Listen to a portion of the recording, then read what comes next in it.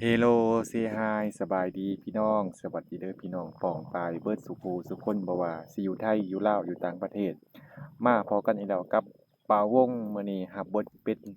เด็กเลี้ยงงัวก็อย่าพาเบื่อกันเด้อพี่น้องเพราะว่าก็บ่ฮู้สิเฮ็ดหยังแหมฝนก็บ่ตกหยังก็ไถนาก็บ่ได้เด้ไถบ่เข้าก็มาเลี้ยงงัวถ่ายภาพบรรยากาศให้พี่น้องเบิ่งนี่ทุ่งนาเขียวด้วยหญ้าแนว ครับบทเป็นคนเลี้ยงงัวก่อนมื้อหนึ่งพี่น้องเพราะว่าแม่เพิ่นไปไล่งัวซุ่ม10ตัวนั่นล่ะบ่ฮู้เพิ่นไปกินหญ้าแถวใดก็เลยได้เผางัวแทนแต่ว่าก็ดีได้สมัยนี้บ่ได้เฮ็ดหัวบ่แม่นพี่น้องบ่ได้สิว่าจั่งใดเนาะหัวตะกร้านะเขาเจ้าเฮ็ดไว้แล้วบ่ต้องย้านว่างัวสิไปกินข้าวกินกะเขาบ่มีเด้เพราะว่ามีแนวป้องกันบ่คือแต่เก่าได้แต่เก่าน่ะปาเลยงัวไผมาคือสิแม่นงัวผู้อื่นเนาะพี่น้องแต่เก่าน่ะปาเลยได้เราต้องตื่นแต่เช้าตั้งแต่ตีห้ามาเผากะเพราะว่าย้านงัวออกมาก่อนต้องแต่ก็ย่างมาพร้อมได้บ่ได้มีรถขี่คือสมัยนี้เดี๋ยวนี้สบายมีรถขี่แต่ว่าเวลาฝนตกมารถก็คือสิขี่ออกมาบ่ได้เพราะหนทางก็เปื้อนเปียกต้มก็เลยต้องได้ย่างเอาไผเนาะไหลงัว มื้อนี้ก็วันที่1วันหวยออกพี่น้องมีผู้ใดถูกหวยแหน่บ่น้อมีผู้ดวงดีอยู่บ่น้อพี่น้องคอมเมนต์บอกบ่าวงแหน่เด้อผู้ใดถูกผู้ใดบ่ถูกผู้ใดถูกก็ยินดีนำแสดงความยินดีนำผู้ใดบ่ถูกก็สู้ๆต่อไปตัดไปซ้ายตัดง่วยให้เขาเจ้าก่อนพี่น้องเบิ่ง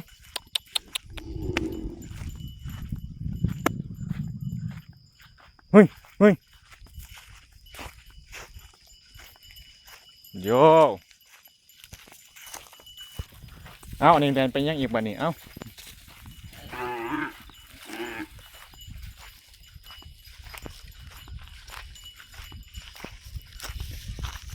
เอ้ยเอาไปนำเขาออดต่อยบ่นี้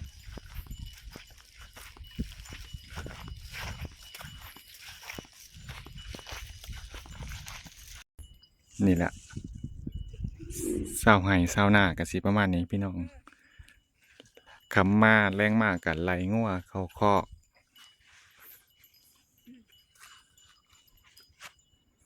อันนี้จะเป็นงัวบ่าวงงัวเทิกน้อยเด็กเจ้าของเพิ่นกะไหลงัวเขาคอกไปแล้วปูน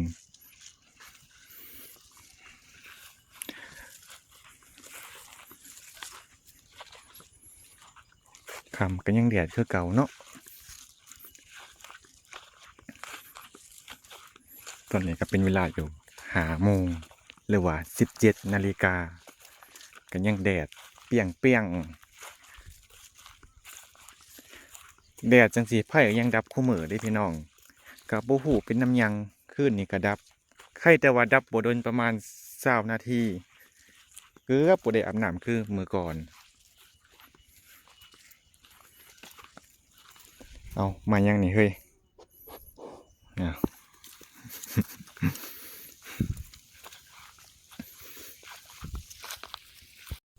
มื้อนี้ก็วันที่1แล้วพี่น้อง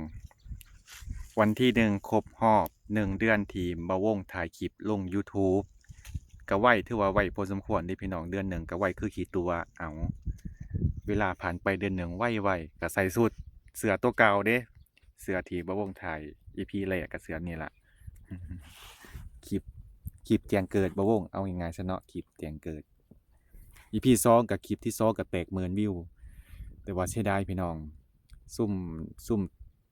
ยอดวิวสูงๆนะบ่วงบ่ค่อยได้เงินจากเพิ่นเพราะว่าหากับผ่านการสร้างรายได้ก็เลยบ่ได้ซ้ำบ่ได้จักกีบเด้บ่ได้จักเหรียญซ้ำอันคลิปที่ยอดวิวสูงๆ6 7 8 9,000 10,000เนี่ยพี่น้องบ่ได้ซ้ำโอ้บ่วงก็เสียดายจ้อยๆมาได้เงินส่วง คลิป EP 63 64ประมาณนี้พี่น้องคลิป EP ที่บ่าววงขี่รถขึ้นไปสัมภาษณ์อยู่ปากซองนะพี่น้องได้ต้นนั้นล่ะขึ้นไปหาคลิปปัจจุบันนี้ส่วน60ลงมานั่นบ่ได้จักเหรียญเลยพี่น้องโอ้บ่าววงก็โคตรเสียดายเลยมีแต่ยอดวิวสูงๆอุ้ยเสียดายเนาะพี่น้องตอนนี้ก็1เดือนผ่านไปก็ได้ผู้ติดตามอยู่ประมาณ 3,200 กว่าคนจังใดก็ขอบคุณผู้ติดตามหลายๆเด้อที่เขามาติดตามบ่าววงมาชมคลิปบ่าววงก็ขอบคุณเพิ่นหลายๆขอให้เพิ่นมีสุขภาพแข็งแรงเด้อจ้าเฮ็ด YouTube ก็ดีพี่น้องดีแบบใด1เฮาได้ความอดทนถึงสิพ้อหยังก็สร้างเฮาต้องใจแข็งไว้เด้ถึงสิต่ำใจส่ำใดก็ต้องกั้นไว้2มาก็ด้วยความกล้าหาญบ่เคินบ่อายอะเด้ปกตินั้นมีคนหลายคนมาวงสิบ่กล้าจับกล้องขึ้นมาถ่ายเด้แต่เดี๋ยวนี้ถือว่าสบายบ่ค่อยอายแล้วพี่น้องก็ถือว่าก็ดีคือกันเฮ็ด YouTube เฮาก็ได้ความกล้าหาญเด้ได้แสดงความสามารถ3เฮาได้พัฒนาการเว้าให้ดีขึ้นกว่าเก่าปกติบ่าวงสิเว้าบ่ค่อยรู้เรื่องเว้าไวเว้าลิ้นรั่วเว้าไวแบบฟังบ่รู้เรื่องเลยพี่น้องลิ้นพันลิ้นติดกันหรือว่าเป็นน้ำลิ้นไก่สั่นบ่พี่น้อง ก็เดี๋ยวสิมาพัฒนาอีกให้มันเว้าจ้าแจ้งขึ้นกว่าเก่าพี่น้องเออ แต่ว่าช่วงนี้ก็คือพี่น้องเห็นนั่นล่ะยอดวิวก็บ่ค่อยสูงพอปานใดหลักพัน 2,000 สูงสุดก็ 5,000 4,000 ก็มีโอ้แต่ว่าส่วนหลายบ่วงได้เงินนำจากค่าโฆษณาเด้อพี่น้องจากยอดวิวก็บ่ค่อยได้เด้อาศัยโฆษณา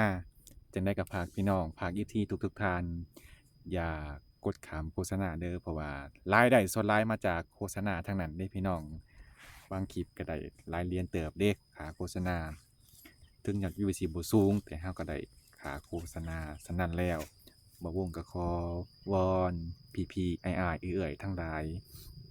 อย่าข้ามโฆษณาเด้อ อ้อนวอนเลยพี่น้อง ส่วนเอามาพี่น้องไปพี่เอาบ่มาซ้ำพี่น้อง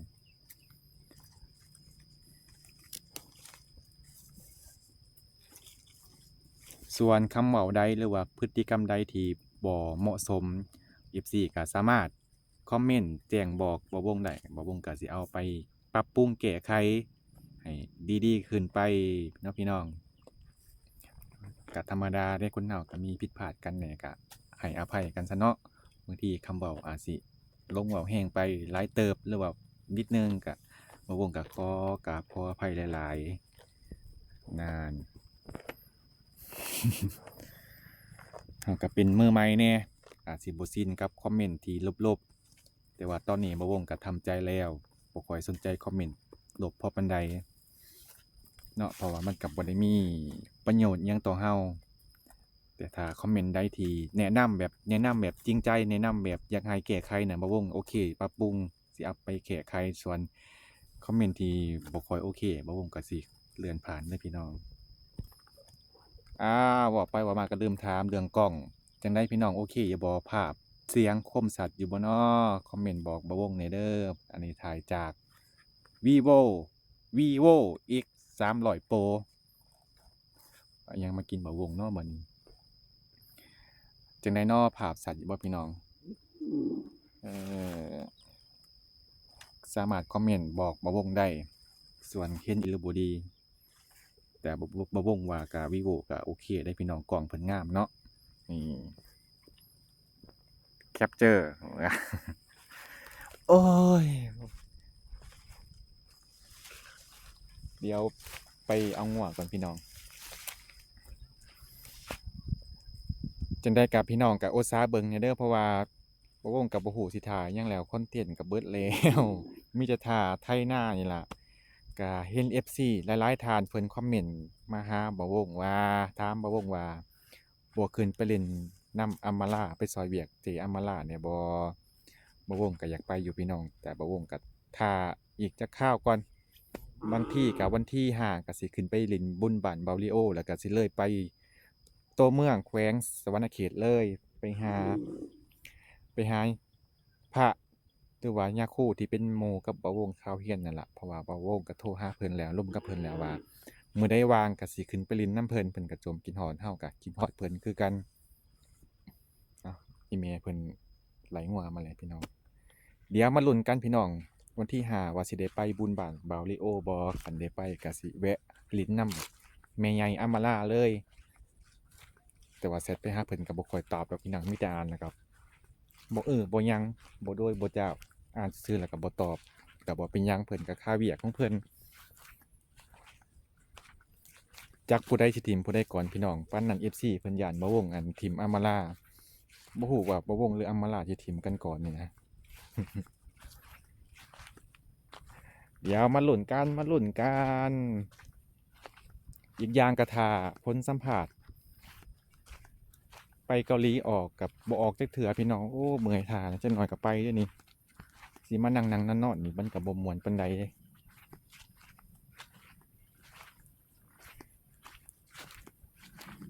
ถิดพอดีเข้าถิดพอดีพี่น้องสัมภาษณ์นะกลุ่มเกษตรกลุ่มอันประมงนั่นจนไปตรวจสุขภาพแล้วพี่น้องผ่านมีแต่ท่าบินอย่างเดียวส่วนอันภาคเกษตรนี่ยังเงียบอยู่พี่น้องเงียบกิ๊บอู้บ่แจ้งบ่หยังเลยบ่บอกมื้อพร้อมเรียบนี้กับมันก็ค่อนข้างเสียเวียกเสียเวลาเด้พี่น้องแต่ถามว่าอยากไปขนาดนั้นบ่ก็50พี่น้องไปก็ได้บ่ไปก็ได้บ่ไปก็อยู่ถ่ายคลิปอยู่กับพ่อกับแม่เฮาก็ได้เพราะว่าเฮาก็อยากอยู่กับพ่อกับแม่ ไปเมื่อค่ำแล้วบัดค่ำเปิดกินได้หยานี่ไปลูกๆกลับบ้านกันกลับไปนอนกันเถอะ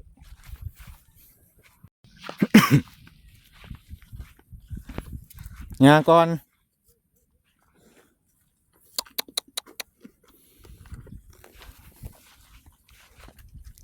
เดี๋ยวทารุ่นอีกจักวัน2วันพี่น้อง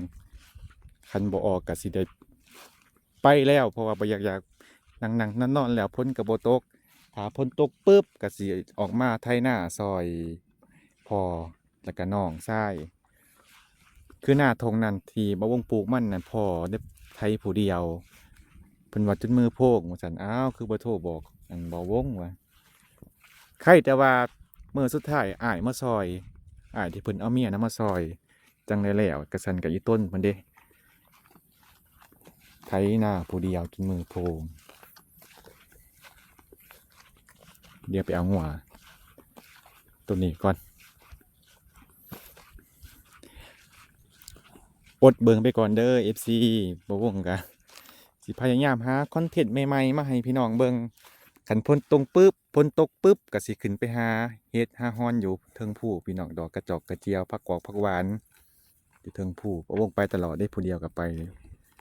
นั่นน่ะพูดไว้นั่นแต่ตอนนี้พ้นบ่ตกก็เฮ็ดก็คือสิบ่ออก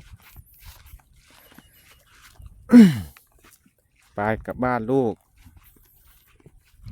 สีแรกคำมาแหละมากินแต่ไถหญ้านั่นบัด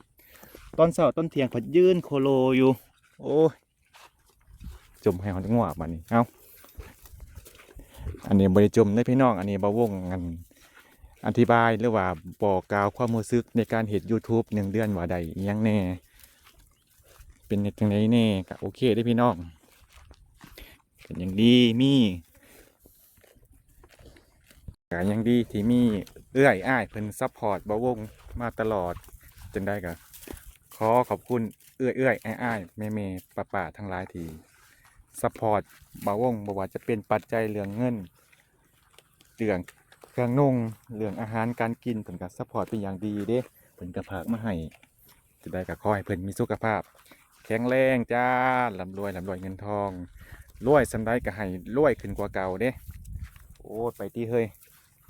คำเลยเฮาอย่างเมื่อเลยเฮ้ยกันบ่ได้เอื้อยอ้าย บ่วงกะบ่มีมื้อนี้ดอกพี่น้องก็บ่ได้โทรศัพท์ใหม่พร้อมและที่สำคัญกับ FC ที่ติดตามบ่วงชมคลิปบ่วงนั่นล่ะคันบ่มีพวกเพิ่นครับบ่มีมาวงในมื้อนี้ผ่านไป1 เดือนก็ไวปานกี่ตัวคือบ่วงวายอีหลีพี่น้องเฮ้อเดี๋ยวบ่วงก็สิพยายามตั้งใจเฮ็ดคลิปให้มันโอเคให้มันงามกว่านี้เดี๋ยวก็ค่อยพัฒนากันไปโอ้ยเรื่องงัวนี่ก็อึ้งแท้เบิ่ง เรียกเลี้ยงงัวคืออยู่ว่าพี่น้องจบปริญญาตรีมาเลี้ยงงัวแต่กับบ่ได้ซีเรียสดอกว่าเจ้าสิจบอิหยังขึ้นกับความพอใจของเฮาว่าเฮาพอใจเฮ็ดบอกเนาะบางคนก็ว่าจบมาบ่ได้เฮ็ดหยังมาดำนาเลี้ยงงัวคือเก่ามันขึ้นกับเฮาเองเนาะพี่น้อง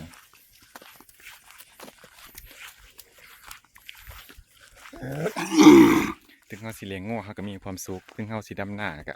โอเคเด้บ่ได้ไปเป็นลูกน้องไผเด้เป็นนายเจ้าของเด้บ่วงก็คือด่ามาหลายแล้วกับพวกเปียกพวกงาน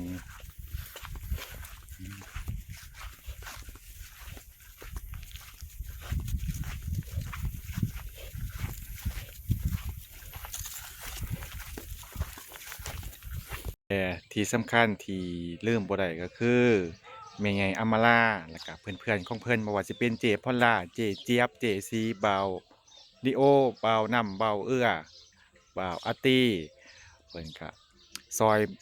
บ่าววงเต็มที่เด้พี่น้องบ่ว่าจะเป็นการกรอกข้อมูลการเฮ็ดหยังต่างๆวิธีการเว้าวิธีการถ่ายคลิปวิธีการเฮ็ดหน้าปกคลิปกับซุมเพิ่นได้สอนแม่นอยู่พี่น้องบ่าววงก็จบมาด้านตัดต่อด้านออกแบบดีไซน์กราฟิกแต่ก็ต้องใส่โปรแกรมในคอมเด้โปรแกรมอยู่ในโทรศัพท์นี่ก็บ่ค่อยถนัดเด้เดี๋ยวมีโอกาสบ่าววงก็สิขึ้นไปเลี้ยงเพิ่นเพื่อเป็นการตอบแทนจิตน้ำใจเล็กๆน้อยๆถ้าบ่ได้เพิ่นก็บ่วงก็บ่เป็นเด้จังได๋ก็ขอบใจพวกเพิ่นหลายๆที่สอนบ่วงขอบใจหลายๆจ้าเบิ่งได้อิหยังไงดอกมันสามันหน่อย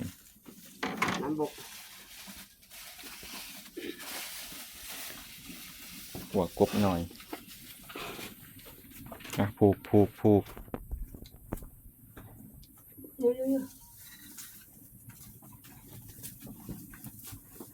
อยู่หายหมดเลย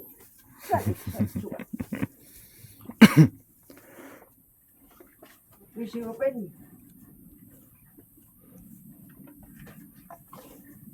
ปีนาสิคายอยู่บ่กันใหญ่แต่ว่าสำนี้มันคือจอยซะตัวนี้มันจอยคายออกเลย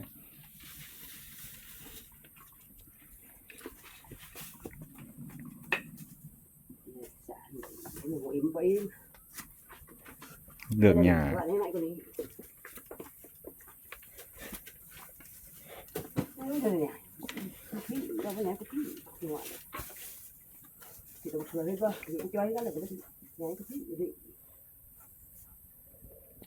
ปลาพี่น้อง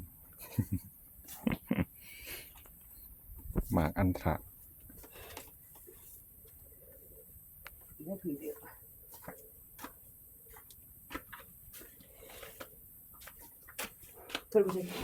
โก้ยขอสิไปเก็บผักคา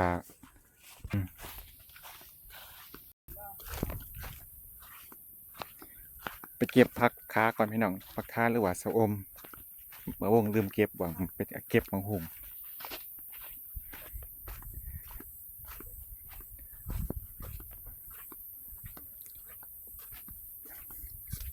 ส่วนเรื่องเงิน NFC บอกให้พยายามถ่ายพอกับแม่บ่าวงหลายๆเพื่อจะสิ้นกล้องบ่าวงก็สิพยายามถ่ายพี่น้องเดี๋ยวดำหน้าจังหน่อยสิให้เพิ่นแบบเข้ากล้องตลอดจังได๋ก็ให้เวลาเพิ่นแหน่พี่น้องเพิ่นก็ยังเขินยังอายยังบ่สิ้นกล้องมันก็เป็นเรื่องใหม่สำหรับเพิ่นบ่ว่าแต่สำหรับเพิ่นดอกบ่าวงก็ยังว่าเป็นเรื่องใหม่ บ่คิดว่าเฮาสิได้มาเป็น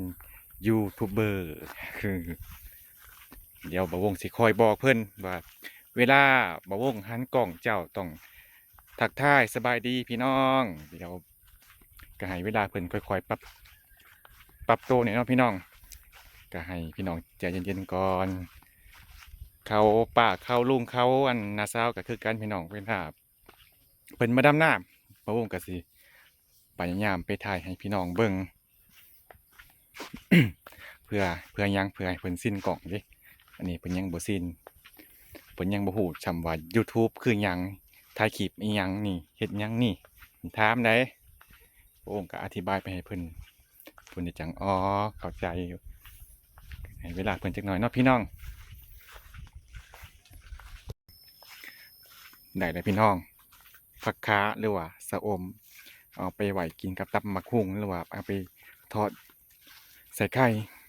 โอ้มีแต่อยากจามเด้พี่น้องเอาไปทอดใส่ไข่ก็แซ่บเด้หอมบ่าวงค่อนข้างมักผักขานี่โอเคพี่น้องบ่าวงก็สิได้เก็บภาพบรรยากาศไว้เพียงเท่านี้สุดท้ายนี้บ่าวงก็ขอขอบคุณ FC หลายๆเด้อที่เข้ามาติดตามคอมเมนต์กดไลค์กดแชร์เป็นกำลังใจให้บ่าวงก็ขอ FC เบิ่งโฆษณาให้บ่าวงแหน่เด้อเพราะว่ารายได้ส่วนหลายก็มาจากโฆษณาพี่น้องจั่งใดก็ขอให้ FC ทุกๆท่านจงมีสุขภาพแข็งแรงร่ำรวยเงินทองเฮงๆปังๆกว่าเดิมเด้อพี่น้องโอเคเดี๋ยวพอกันใหม่คลิปหน้าพี่น้องสำบายดี Goodbye